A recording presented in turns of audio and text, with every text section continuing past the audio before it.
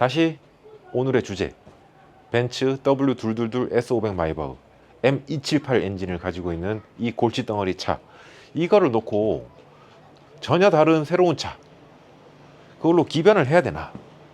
아니면 뭐 223 마이바흐라도 기변을 해야 되는가? 아니면 이 차 엔진을 다 까서 보링 공장 보내갖고 리빌트를 하는 게 맞을까? 여러 가지 고민을 했습니다.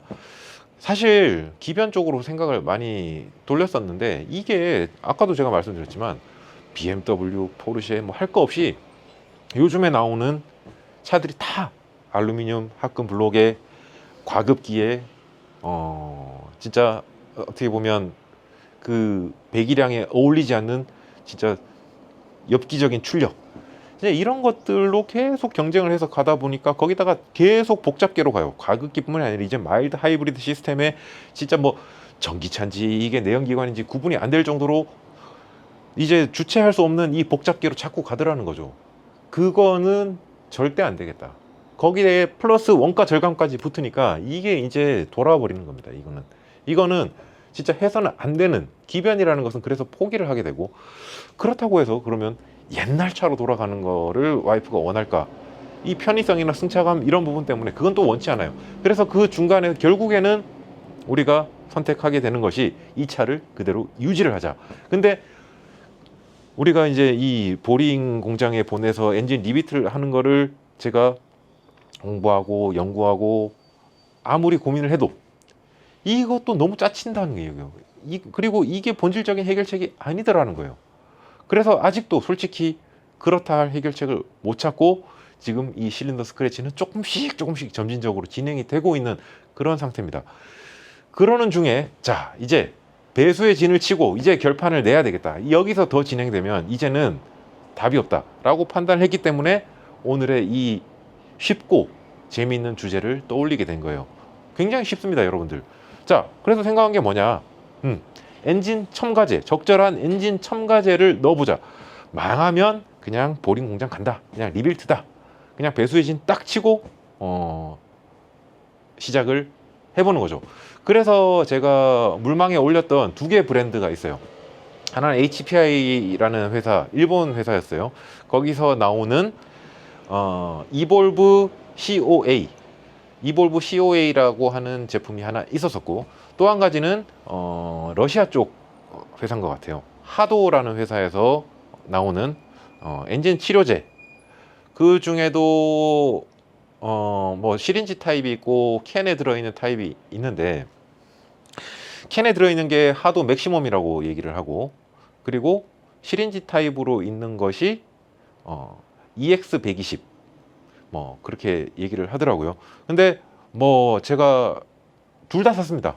그래서 이거 뭐 어차피 9리터 정도 엔진 오일 들어가니까 적정량을 반은 시린지 타입 EX120으로 맞추고 반은 하도 맥시멈으로 해가지고 제가 제조사에 물어봤어요.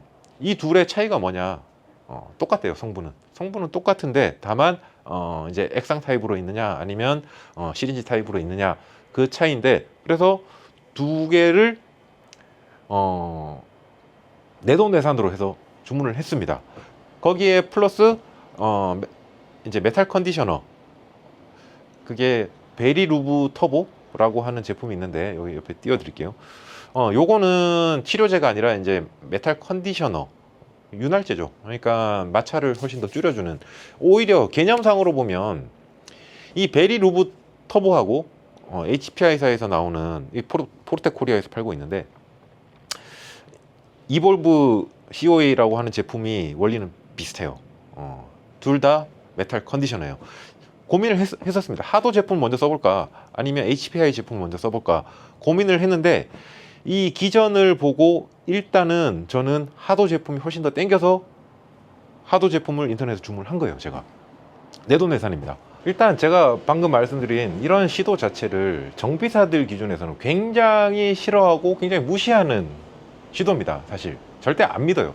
사실 저라고 해서 그럼 믿느냐? 저도 솔직히 믿지는 않습니다. 왜냐하면 이 제조사에서 광고하는 어떤 실험 데이터나 이런 거 자체를 불신한다 이게 아니라, 실험실에서의 어떤 데이터와 실제 그리고 우리가 실차에서의 환경은 너무 달라요. 너무 다르기 때문에 실험실에서 결과가 좋다고 해서 실차에서 좋다라고는 절대 단정할 수가 없어요. 그러면 이거 실제 썼던 사람들이 느낌이 좋더라, 내 차 좋아졌다, 그런 평을 믿느냐? 그것도 믿을 수가 없는 거예요. 왜냐하면 이 사람들은 주관적인 필링 위주로 설명을 하잖아요. 근데 이거는 주관적인 필링으로 절대 거기서 끝나는 게 아닙니다. 왜냐하면 결국에 이 실린더 스크래치는 뭡니까? 오일 계속 소모 일으키고, 그리고 스크래치 갈수록 심화되면서 배견에 나중에 추후에는 결국에는 어떻게 보면 퇴행성, 다시 돌이킬 수 없는, 즉 라이너 삽입 말고는 방법이 없는 정말 최악으로 끌고 갈 수 있는 그런 이슈이기 때문에 단순히 사람들의 그 주관적인 평만 믿고 이거 그런가 보다 이렇게 쉽게 생각할 문제도 아니라는 거죠. 자, 근데 그럼에도 불구하고 일단 제가 이번에 이 재미있는 시도를 그러면 어떻게 할 것인가. 자, 하기 전에, 우리가 이 첨가제를 주입하기 전에 먼저 객관적인 데이터를 다 수집을 할 겁니다. 그 객관적인 데이터라는 게 간단하게는 청각적인, 즉 엔진룸에서 들려오는 마찰음, 그리고 배견 유무, 시각적인 효과죠. 그런 다음에 엔진 오일 소모량 체크해야 되고, 그 다음부터 중요한 거 압축을 측정을 할 겁니다. 실제 우리가 진단기 상에서 압축 테스트를 해서 나오는 수치도 당연히 볼 거고, 그리고 실제 우리가 압축 게이지를 직접 넣어가지고 그렇게 해서 각 실린더별 압축을 다 기록을 해 놓을 거예요. 그리고 나서 내시경을 넣어가지고 시각적으로 실린더 스크래치가 얼마나 진행이 되어 있는지, 아직 저희 차 같은 경우에는 그 증상이 아주 심하다, 아주 퇴행성이다라고까지 판단은 안 되지만, 그럼에도 불구하고 분명히 스크래치는 있을 건데 이 스크래치가 얼마나 진행이 되어 있는지 시각적으로 또 볼 겁니다. 그렇게 해서 데이터를 먼저 만들어 놓고, 그런 다음에 이 첨가제를 넣어서 제조사에서 권장하는 키로수를 주행을 하고, 그런 다음에 다시 압축 측정, 그 다음에 내시경 투입, 그 다음에 엔진 오일 소모량 체크, 그 다음에 청각적, 시각적인 기타 어떤 그런 필링의 비교까지 그렇게 해서 보면, 그러면 우리는 조금 더 이거를 신뢰할 수 있는 어떤 그런 결과치로 해석할 수 있지 않겠나.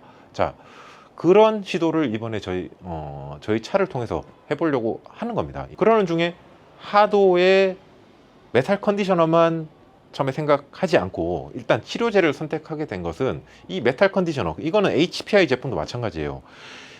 이 메탈 컨디셔너들 자체가 어떻게 보면 금속 표면에 얇은 피막을 잘 형성시켜줘서 어떤 마찰 자체를 줄여준다는 그런 기전이잖아요. 근데 여러분들, 아까 제가 앞서서 말씀드렸지만 재질 자체가 주철이냐 알루미늄이냐 마그네슘이냐에 따라서 이 표면의 어떤 그 피막 형성 기전은 너무 달라집니다. 근데 지금 우리가 보려고 하는 이 주제 차가 소재가 기본적으로 알루미늄이지 않습니까? 알루미늄의 특징이 뭐라 그랬습니까? 이 피막 형성이 진짜 잘 안 되는 소재라는 거예요. 그렇기 때문에 지금 HPI 제품, 물론 HPI 제품이 하도 제품의 한 3배 정도 돼요. 이거 용량에 맞게 넣으려면 한 30만 원 써야 돼요. 근데 하도 제품은 제가 이게 구입해 보니까 지금 시린지 타입 3개, 그 다음에 캔 타입 요거 하도 맥시멈까지 해서 한 10만 원 정도, 그 정도 되더라고요. 물론 거기에 이제 메탈 컨디셔너는 또 추가해야 되겠지만, 아무튼 그렇게 했을 때 거의 비용이 한 반값 정도인데, 기전 자체가 하도 제품의 이 기전이 훨씬 마음에 든다. 그게 뭐냐, 얘네는 단순히 피막 형성을 기대하고 하는 것이 아니라 이 첨가제 안에 들어있는 알갱이들, 이 알갱이들이 엔진 오일 통으로 들어가 가지고 엔진 오일하고 같이 순환을 하면서 손상이 되어 있는 거친 표면에 반복적으로 계속 지나다니면서 그 안에 침착이 된다. 어떤 형태, 어떤 결정 구조로 침착이 되느냐, 세라믹 재질로 침착이 된다. 자, 근데 여러분들, 제가 아까 말씀드렸던 게 M176 엔진이나 M278 후반부에 나온 엔진, 즉 알루미늄 표면에다가 주철 코팅 입힌 거 안 믿는다 그랬잖아요. 이 금속 대 금속 코팅은 사실 이 결합력이 굉장히 약해요. 근데 실제 우리가 그렇기 때문에 치과에서도 예를 들면 교정 장치를 붙일 때 골드 크라운 위에 메탈 브라켓을 붙인다라고 하면 이거 진짜 잘 안 붙습니다. 근데 이 메탈 표면을 조금이라도 더 잘 붙게 하기 위해서 무슨 처리를 하냐면 표면에 실리케이트 처리를 해요. 실리케이트 처리하고 프라이머 도포를 한 다음에 그런 다음에 메탈 접착제를 통해 가지고 메탈 본딩을 시키면 그때는 결합력이 이거의 몇 배로 올라갑니다. 자, 이 원리처럼 즉 세라믹 코팅이라고 얘기를 하지 않습니까? 이 세라믹 코팅이 일어나는 것은 금속 위에 금속 코팅 가는 것보다 훨씬 더 지속성이 좋고 그리고 강도나 경도에서 훨씬 더 강력한 성능을 발휘한다는 것이 사실 정설이에요. 물론 이것이 실험실에서의 결과치와 그 다음에 실차에서의 결과가 같을 것인가, 이건 여전히 의문이에요. 그렇기 때문에 이걸 제가 이제 객관적인 데이터를 가지고 테스트를 해본다는 거죠. 그래서 100% 믿지는 않습니다. 실험실 데이터. 그리고 이 하도라는 제조사에서 만들어내는 이 결과치를 있는 그대로 액면 그대로 지금 현재 저는 신뢰를 하지는 않지만, 근데 망하면 그냥 뭐 슬리브 갖다 심겠다 하는 그 정도 각오하고 하는 거니까 이제 용기를 내서 우리가 할 수 있는 거죠. 아무튼 이것이 알루미늄 표면에 단순 피막을 형성하는 것보다는 표면에 세라믹 코팅을 일으켜서 마찰 내지는 마찰을 줄여주고 경도를 높여준다. 이거는 실제로 과학적으로 그리고 논리적으로 근거가 있는 얘기입니다. 그렇기 때문에 이 데이터를 100% 믿을 수 없다 손 치더라도 저는 지금 현재 이 시도를 하려고 하는 겁니다. 어쨌든 이제 잠시 후에 제가 작업 영상을 보여드릴 건데, 이 작업 영상에 이제 실제 이 첨가제를 넣고 하도에서는 한 1500km 주행하고 나서 데이터를 보면 보인다, 그렇게 얘기를 하더라고요. 그래서 오늘 영상에서 뭐 그 결과치까지는 못 보여드리겠지만 추후에 1500km 주행한 이후에 데이터를 뽑는 거는 별도의 영상으로 또 여러분들한테 보여드리도록 하겠습니다. 현재 주행거리 체크부터 시작을 해서 엔진룸, 흡기, 그 다음에 기타 부속들 다 탈거하고 점막 코일, 점막 플러그 다 풀어내서 상태 체크하고 내시경 넣고 압축 측정하는 그 작업 영상, 그리고 첨가제 넣고 기타 마무리하는 영상까지 작업 영상을 먼저 보고 또 이어서 마무리하도록 하겠습니다.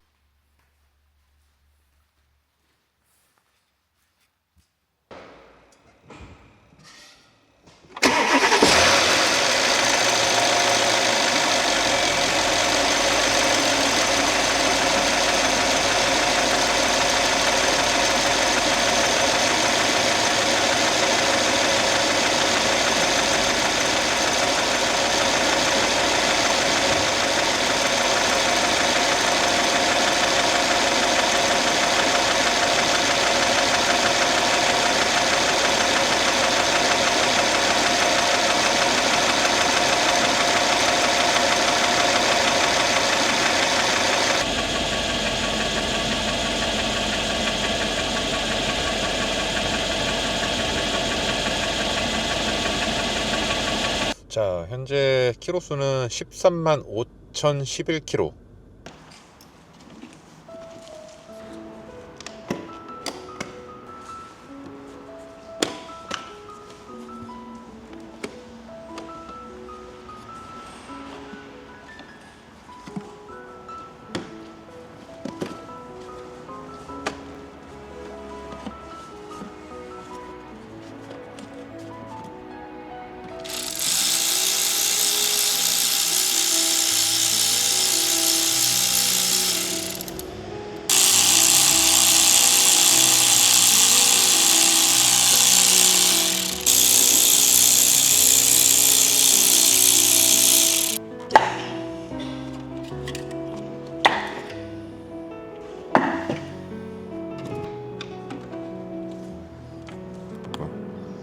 이게 옛날 4번 거였다고.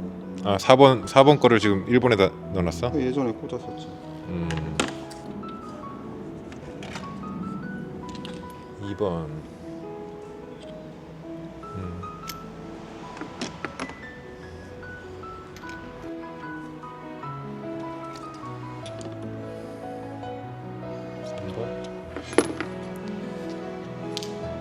촉촉하네. 다? 다 상태는 비슷하네.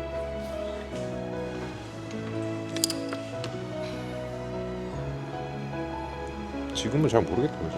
아 벌써 틀리잖아. 카본이 낀 게 주변에. 아 그 주변에 3번하고 비교해. 색깔부터가 다르잖아. 그러네. 시커멓죠. 얘가 시커멓네.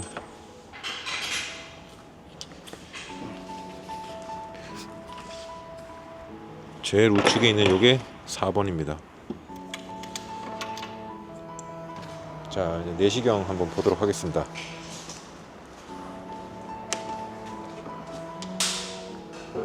이쪽에 스크래치 있죠? 틀리잖아.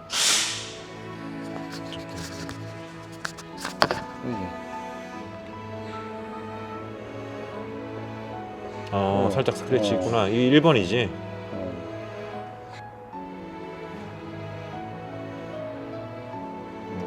필살 올라와 있네.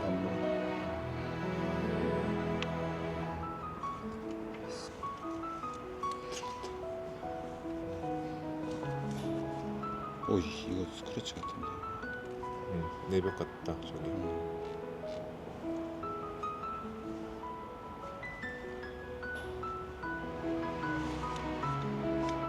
그런 거 같네. 그지? 스크래치. 아 이게 슬러지죠.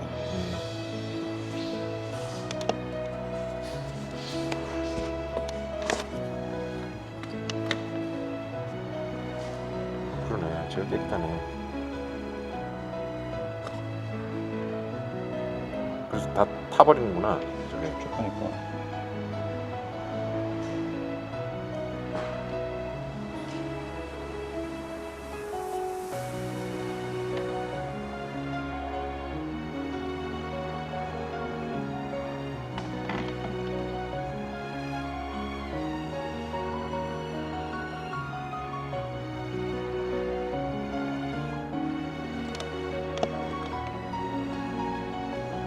잘 보이지? 아 그러네. 여기 봐봐. 와 여기 깊다. 어. 딴 데보다. 초점 조금만 더 잘 맞게 못하나 좀. 많이 먹었네. 버튼 하나 눌러봐 이거. 요거? 아니 그냥 한번 다시 눌러봐. 그래서 오케이 한번 눌러봐. 와. 여기 깨끗하잖아 여기 옆에. 비교 그러네. 확 되잖아. 야 여기 많이 먹었네.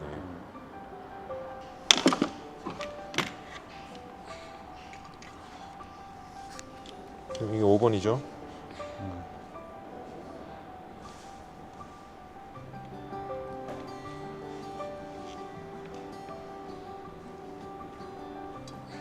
얘도 있네.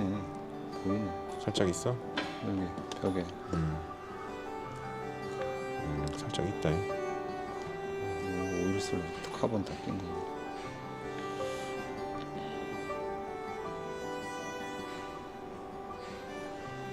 근데 아까 얘는 또 깨끗했잖아, 그지?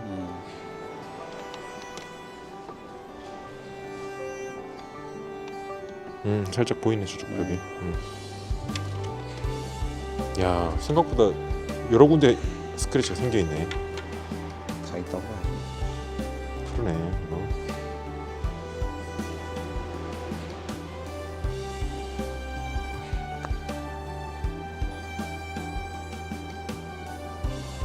얘도 지금 피스톤 올라와 있고.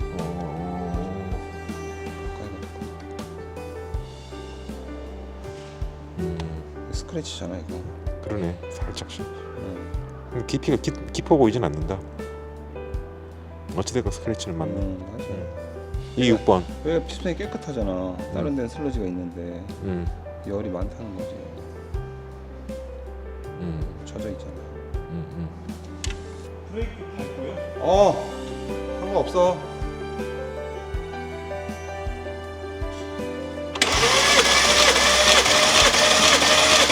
됐어. 몇 나와요? 10.5. 10.5. 1번.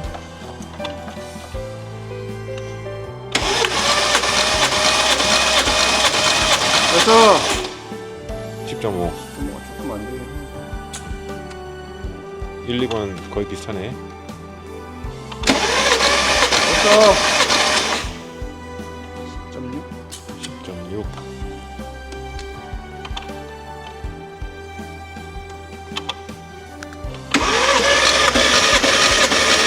됐어. 9.9.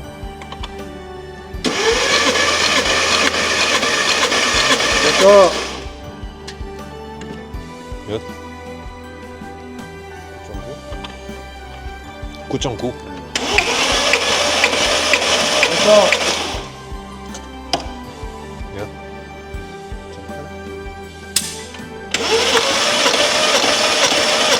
됐어. 10.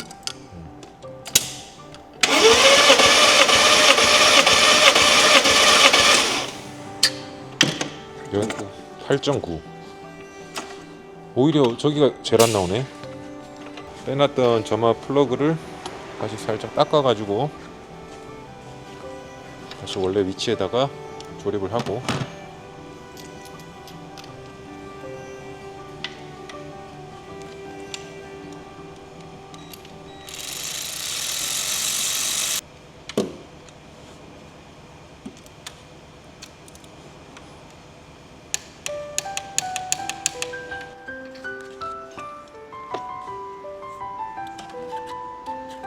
자 이제 점화 코일 조립하고 이제 금방 마무리 하잖아요, 그죠?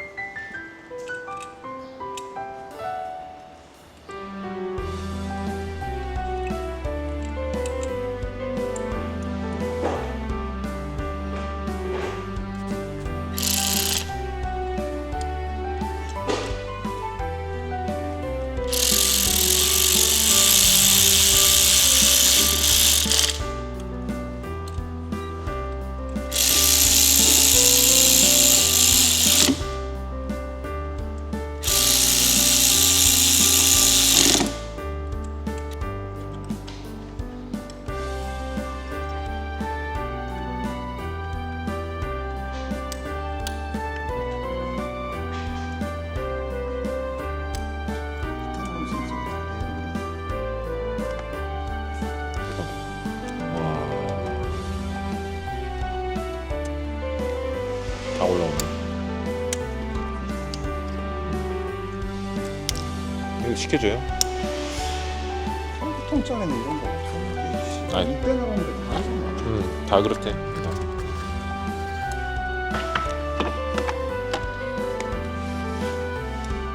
어허.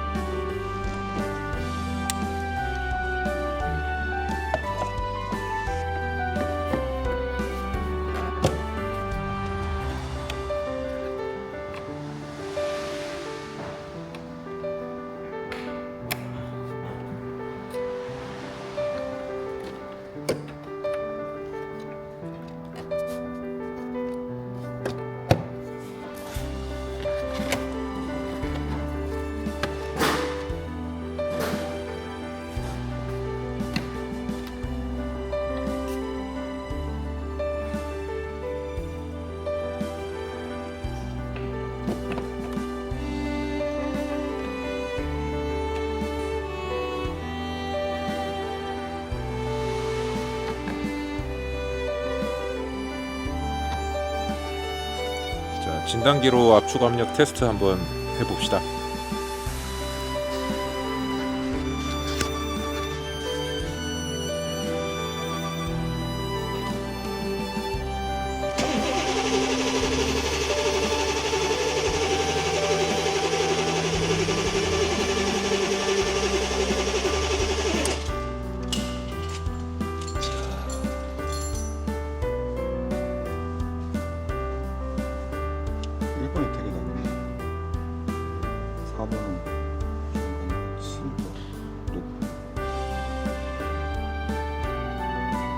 값이 170대인데 뭐 저거 저장해놨다가 나중에 다시 정비하면 되겠지. 자, 요번에 이제 우리가 넣을 첨가제들인데요. 여기 보면은 어차피 지금 요 3개 시린지 타입 3개 있고, 그 다음에 캔 타입 하나 있어요. 이게 원료는 동일하다고 합니다. 근데 이제 이게 이제 시린지 타입으로 나오느냐 아니면 액상 타입으로 나오느냐, 요 차이가 있다라고 했는데, 일단 저는 요거 3개, 요거 하나 이렇게 구입을 했습니다. 그리고 실제로 넣을 때는 얘네 시리즈 타입들을 요 캔에다가 다 때려 넣어가지고 중탕을 시켜갖고 열중탕 시킨 이후에 요거를 그대로 엔진오일 통에다가 넣어줄 거고, 요거 같은 경우에는 메탈 컨디셔너라고 해요. 베리 루브 터보라고 그러는데, 요거는 또 얘네들하고 이 치료제들하고는 약간 성질이 다른 메탈 컨디셔너거든요. 요거도 같이 이번에 한번 주입을 하고 추후에 우리가 또 데이터를 수집을 한번 해보도록 하겠습니다. 자, 보시면은 요거 시린지 3개를 다 까가지고 요 캔 하나에 다 때려 놓고 지금 중탕을 시키고 있어요. 한 70% 보면 되겠다. 70% 메탈 컨디셔너, 그거는 메탈 치료제.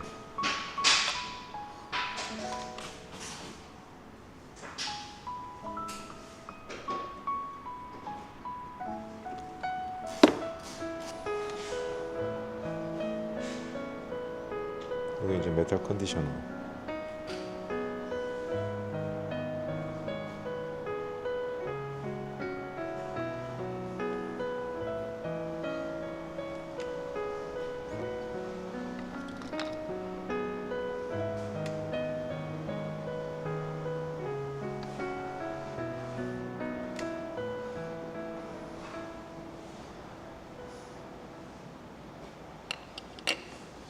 작업 영상에서 보면 생각보다 제 예상보다는 실린더 내부 스크래치가, 뭐 피스톤을 볼 수 없지만 실린더 내부 스크래치를 보면 피스톤 상태도 우리가 미로 짐작할 수 있죠. 생각보다는 너무 다발성으로 여러 군데 광범위하게 생겨 있다 하는 걸 보고 사실 저는 살짝 충격받았어요. 그리고 또 한 가지 또 놀라운 점은 이게 실린더 스크래치 유무와 관계없이 압축은 각 실린더별로 지 각각 나오더라. 지 멋대로 나온다. 즉 다른 말로 하면 지금 현재 실린더 스크래치 말고도 군데군데 누설의 흔적도 있다 하는 거예요. 압축이, 물론 이것이 문제가 될 만큼 진단기에서 내지는 차 이슈에서 이것이 문제가 된다라고 인지할 정도까지는 아니라고 하더라도, 아직은 그렇다 하더라도 분명히 문제는 있다 하는 거예요. 사실 그래서 여러분들 거꾸로 생각해 보면 내 차 스크래치 있는 것 같은데 이렇게 해서 그런 작업하는 샵에 딱 들어가서 진단을 딱 하면 그냥 무조건 엔진 내려야 된다 진단이 나올 수밖에 없는 거예요. 여러분들 제 차라고 해서 그런데 가면 이런 진단 안 나오겠습니까? 그냥 무조건 엔진 내리고 이거 엔진 리빌트 판정 받는 거예요. 근데 제가 느끼는 것은, 그리고 이슈나 이 진단기에서 보고 있는 것은 아직은 아니야 라고 얘기를 하고 있다는 거죠. 자, 그래서 이 경계 지점에서 제가 첨가제라는 어떻게 보면 황당한 옵션, 정비사들이 정말 싫어하고 작업자들이 정말 싫어하고 비웃는 이 옵션을 꺼내게 된 겁니다. 자, 그리고 또 한 가지 보면 지금 일단 실린더 스크래치가 1번부터 8번까지 중에 나머지 7개는 얇고 넓은 스크래치예요. 근데 4번은 저도 예상을 했습니다만, 왜냐하면 시라코드 띄울 때부터 예상을 했었어요. 얘는 넓고 또 깊어요. 깊은 스크래치. 스크래치는 4번 실린더에서 제일 많이 발생이 돼 있어요. 근데 압축은 오히려 엄한 데서, 오히려 슬러지 전혀 안 나오고 정말 깨끗하다고 하는 곳에서 오히려 압축이 안 나오는 경우도 있고, 또 스크래치가 있는 곳에서 압축이 또 안 좋은 데도 있고 좋은 데도 있고 지 멋대로인 거예요, 이게 지금. 그래서 요 문제까지 어떻게 바뀌는지 데이터를 보면 재밌을 것 같아요. 이게 우리가 단순히 논리적으로 생각한 것과 실제는 또 좀 차이가 있다 하는 것을 요번 우리 작업 데이터에서 여러분들이 아마 확인하실 수 있었을 겁니다. 여러분들 보통 뭐 엔진 오일 한번 교환하고 내지는 엔진 오일 점도 바꾸고 그리고 더 비싼 오일 넣고 첨가제 넣고 엔진 필링이 좋아졌다, 엔진이 부드러워졌다, 차가 잘 나가는 것 같다, 초가 빨라졌다, 그러니까 다 개소리입니다. 여러분들, 저는 그렇게 생각해요. 여러분들이 뭐 99%의 사람들이, 뭐 100%라고 하진 않을게요, 그냥 99.9%의 사람들이 그렇게 느끼는 것은 본인이 쓴 지출에 대한 합리화하고 그냥 스스로를 가스라이팅 하고 있는 거예요. 그 필링 100% 믿으면 안 됩니다. 저만 보더라도 제가 주관적으로 느끼고 있던 거 이번에 내시경하고 압축 재면서 다 깨졌어요. 그거. 그래서 우리는 물론 주관적인 필링도 우리가 고려해야 될 요소 중에 하나지만 그것만으로 어떤 내가 지금 가고자 하는 방향성을 그걸로 정하면 안 된다는 거예요. 그래서 그거 플러스 객관적인 데이터들 이걸 가지고 저는 같이 종합적으로 평가를 해보려고 하는 겁니다, 여러분들. 자, 그러고 나서 요번에 하도로 어떤 뭐 결과가 어떻게 나올지 모르지만 그 결과치를 뽑은 다음에 엔진오일 교체를 하면서 HPI 제품 이볼브 COA도 한번 넣어볼 겁니다. 그 다음 주기로. 그렇게 해서 둘 간의 비교도 한번 해볼 거예요. 각각에 대해서 뭐 어떤 데이터의 변화가 있다면 어느 쪽에서 어떤 데이터의 변화가 생기는지, 그리고 주관적인 필링은 어떤 거에서 어떻게 바뀌는 건지, 네, 그런 것들. 근데 그보다는 우리는 집중해야 되는 것은 객관적인 데이터고, 그리고 객관적인 특히 이번 실린더 스크래치 같은 경우에는 오일 소모량과 어떤 압축에 대한 어떤 수치들, 이런 것들을 보는 것이 아마 조금 더 합리적인 방향성을 결정하는 데 도움이 되리라고 저는 생각을 해요. 아무튼 그렇게 해서 다음 주기에는 COA 제품도 테스트 해볼 겁니다. 이 역시 데이터베이스를 쌓아놓고 데이터로 주로 비교를 해서 여러분들한테 추가로 보여드릴 수 있는 그런 기회가 있기를 바라고 있습니다. 그리고 이게 유의미한 결과가 나온다라고 하면 아마도 저는 엔진 리빌트 안 할 것 같아요. 안 하고 누유 작업 위주로만 하고 마무리하면서 추후에 데이터를 더 쌓아서 시간을 두고 롱텀 팔로우업을 할 것 같아요. 왜냐하면 여러분들 이거는 병원에서 환자한테 제가 진단할 때도 똑같아요.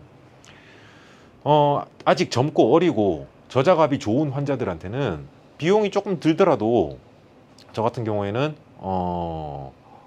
원칙적인 원인에 대한 그리고 고가의 진료를 권하기도 합니다. 그런데 고연령에서 저작압이 좀 많이 약해져 있는 할머니 할아버지들한테 FM대로 가가지고 고가의 진료를 절대 권하지 않습니다. 왜냐하면 뭐 할아버지 할머니들 뭐 곧 죽을 거니까 이렇게 생각하는 게 아니라 이걸 그렇게 극단적으로 표현할 게 아니라 어찌됐건 현실적으로 우리가 사용하는 레인지, 즉 생활의 레인지 자체가 다르잖아요. 힘 좋고 젊은 사람들은 앞으로 먹고 살 날이 많아요. 씹어야 될 것도 많고 노출량도 많을 거고. 근데 할아버지 할머니들은 그렇지 않아요. 그리고 이 결국에 우리가 어떤 치료를 하더라도 이 사람이 삶과 죽음 사이에, 즉 현생에 사는 기간 동안 큰 불편함 없이 살면 그거는 좋은 치료인 거지. 이것이 할아버지 할머니한테 막 진짜 치아 개수에 맞게 임플란트 개수대로 다 심고 막 뼈 이식 이만큼 해가지고 막 벌키하게, 그게 좋은 치료일까요?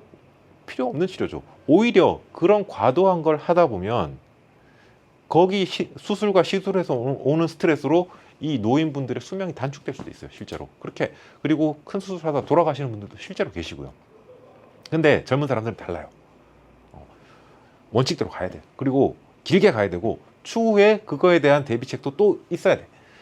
자, 그것처럼 우리가 차를 볼 때도 예를 들어서 제가 GT3 RS, AMG GTR, 그 다음에 지금 뭐 서킷 세팅하고 있는 292 M3, 이런 차량들은 평소에 노출 자체가 많이 안 되죠. 그러나 가끔씩 굉장히 하드코어하게 주행을 한단 말이에요. 이런 차들하고 지금 저희 와이프가 데일리로 타고 있는 S500 마이바흐, 이런 차하고는 완전히 개념을 달리 가야 된다라고 보는 겁니다. 예를 들면 하드코어한 주행을 간헐적으로 하는 이런 차량들은 사소한 문제에도 즉각 대응을 해가지고 일정 부분 예방 정비를 통해서 어찌됐든 이 신차의 컨디션에 가깝게 계속 유지를 시켜주는 것이 저는 좋다고 생각을 해요. 그렇기 때문에 이 차들은 마일리지도 얼마 되지도 않아. GT3 RS가 사실상 이 저희 S500 마이바흐하고 연식 거의 같거든요. 이 13만 5천 타는 동안 S500 마이바흐가 얘는 2만 킬로 정도밖에 안 탔어요. 10년이 됐는데도. 근데 지금 아직도 저는 이 포르쉐의 어떤 코팅 기술을 100% 신뢰하지 않기 때문에 저는 지금까지도 계속 보증 연장하면서 이 차를 끌고 오고 있어요. 그건 AMG GTR도 마찬가지입니다. 얘도 지금 이제 출고한 지 5년 가까이 돼가요. 이 차 같은 경우에도 지금 4,000km 주행했고, 그럼에도 불구하고 보증 연장하고 있어요. 역시 벤츠의 엔진 기술 저는 못 믿습니다. 안 믿어요. 그런데 이 두 소장용 그리고 간헐적으로 하드코어한 주행을 하는 이런 차량들은 보증 연장하면서 그리고 문제가 있을 때마다 선제적으로 대응을 하면서 비용이 많이 들어도 어떻게 보면 적극적인 대응을 하고 있는 거죠. 292 M3 마찬가지입니다. 여러분들한테 제가 영상에 보여드렸지만 이 차도 지금 2013년식이지만 마일리지가 4만 킬로밖에 안 됐어요. 이 차도 평소에 거의 탈 수가 없죠. 일단 남바가 없는 차니까. 그럼에도 불구하고 어떻게 보면 여러분들 용어로 표현을 하자면 병적 관리하고 있어요. 얼마 타지도 않았는데 뭐 때가 되면 소메탈 갈아주고 뭐 오일팬부터 시작해가지고 오일류 뭐 그다음 각종 필터류 다 바꿔버립니다. 진짜 1년에 뭐 1000km도 안 타는데 그렇게 빡세게 관리를 하고 있는 것은 그 차들의 라이프 스타일이 이렇고 특성이 이렇기 때문에. 근데 이 S500 마이바흐 같은 경우에는 하드코어하지 않고, 즉 어떻게 보면 한계치하고는 거리가 먼 일상 주행을 하면서 계속 꾸준히 노출이 되는 차잖아요. 이런 차의 예방 정비라는 그 의미는 굉장히 저는 낮다고 봐요. 오히려 이런 차들은 어느 정도는 쫓아가면서, 그리고 100% FM이 아니라고 하더라도 이 라이프 스타일에 맞게 이 차의 수명에 비해서 우리가 사용하고 있는 이 스펙트럼이 요런 범위 안에서는 난 만족하면서 탈 수 있다라고 하면 그 안에서 예를 들어 컨트롤이 되고 이 주기가 관리 주기로 올 수 있고, 그런 주기 안에서 어쩌면 엔진 리빌트를 하는 것이 그 목표치를 높게 잡아가지고 2, 3년에 한 번씩 막 몇천만 원씩 들여서 하는 것이 과연 합리적인 소비일까? 아니면 어쩌면 첨가제로 이렇게 우리가 완벽하지는 않지만 보존적인 방법으로 우리가 마치 치과에서 턱관절 환자를 보듯이 그렇게 컨트롤하면서 끌고 가는, 그렇게 해서 어떻게 보면 과거에 뭐 엔진오일 소모량이 5,000km에 한 1리터 정도 소모되고, 그 다음에 뭐 특별한 뭐 누설이나 압축이 안 나온다거나 그런 부분에서의 문제점이 생기지 않는다면, 그렇다면 보존적이고 비용이 낮게 끌고 갈 수 있는 이 방법이 오히려 훨씬 좋은 프로토콜이 되지 않겠나. 그래서 만약에 저희가 이번에 뭐 하도 제품도 그렇고 HPI 제품도 그렇고 해보고 유의미한 데이터가 나온다면 저희가 압축 측정이나 내시경 그리고 첨가제까지 전문가가 할 수 있는 그런 프로토콜을 만들어서 여러분들한테 낮은 비용으로 관리할 수 있는 그런 상품도 내놓을 예정이 있습니다. 그래서 지금은 이 팀장조차도 이 사람도 미케닉이라 사실 이런 첨가제의 어떤 그런 좋은 결과를 기대하는 부분 전혀 없습니다. 오히려 전혀 기대도 안 하고 비웃고 있을 거예요. 지금 되겠냐, 그냥 엔진 까야지, 이런 마인드를 가지고 있어요, 이 사람도. 근데 제가 이번에 이런 어떤 과학적인 근거를 가지고 시도를 해보자, 그리고 데이터 쌓고 나하고 다시 얘기해보자 하는 그런 입장으로 제가 이 팀장을 설득을 해서 지금 영상을 찍고 있는 거거든요. 그래서 여러분들 한번 이렇게 해서 데이터를 비교해보고 현명한 소비를 할 수 있는 발판이 됐으면 저는 뭐 이 영상은 충분히 의미 있지 않을까, 저는 그렇게 생각을 합니다. 자, 그래서 이제 오늘의 마지막 멘트. 그러면 다시 차를 사라고 한다면 M278 S500 사겠냐, 이럴 줄 알았다면 시간을 10년 전으로 되돌려서 사겠냐 너? 저의 판단은 안 산다. 이럴 것 같았으면 안 사고, 뭐 둘둘둘 후기형, 둘둘3 더 안 산다. 뭐 신형 7 시리즈 더 안 사. 마일드 하이브리드 더 안 사. 앞으로 나올 차들 더 안 사. 아예 안 사. 그냥 쳐다도 안 볼 거야. 그럼 뭘 사냐? 제 개인적인 기준에서는 지금 결국 돌이켜보면 이게 꼭 감성적인 부분으로만 얘기하는 거 아니에요. 벤츠에서 놓고 보면 M156 엔진 올라가 있는 AMG 모델들, 뭐 C클래스는 너무 작으니까 데일리로 타기에 E클래스 CLS, 그 다음에 S63, 그리고 156 엔진이 올라간 AMG 내지는 거기에 버금가는 그런 모델들을 기름 많이 먹죠. 근데 뭐 기름값 생각하면 여러분들 감성 이런 거 버려야죠. 뭐 전기차 타야죠. 전기차 안 타고 내연기관 탄다는 전제하에서 얘기입니다. 그렇다면 저는 M156 엔진 가지고 있는 AMG 모델들을 선택하게 될 것 같고, BMW 같으면 S65 엔진이나 S85 엔진, 즉 292 M3 엔진이 올라가 있거나 아니면 260 M5 그 정도까지 볼 것 같아요. 네. 그 차를 산다는 게 아니라 일단 과급기는 없어야 되고 NA여야 되고, 그리고 출력은 지금 제가 말씀드린 260 M5, 292 M3 아니면 263, 156 엔진의 S63 요런 차들보다 리터당 마력이 낮은 차들, 초과하지 않는 NA 엔진의 차를 안에서 저는 선택을 할 것 같아요. 그것이 길게 데일리로 유지하고 큰 부담 없이 유지하기에 좋은 데일리카 아닐까, 그런 감성 있는 내연기관 아닐까 생각을 하면서 오늘 영상은 여기서 마치도록 하겠습니다. 여러분들 대단히 감사합니다.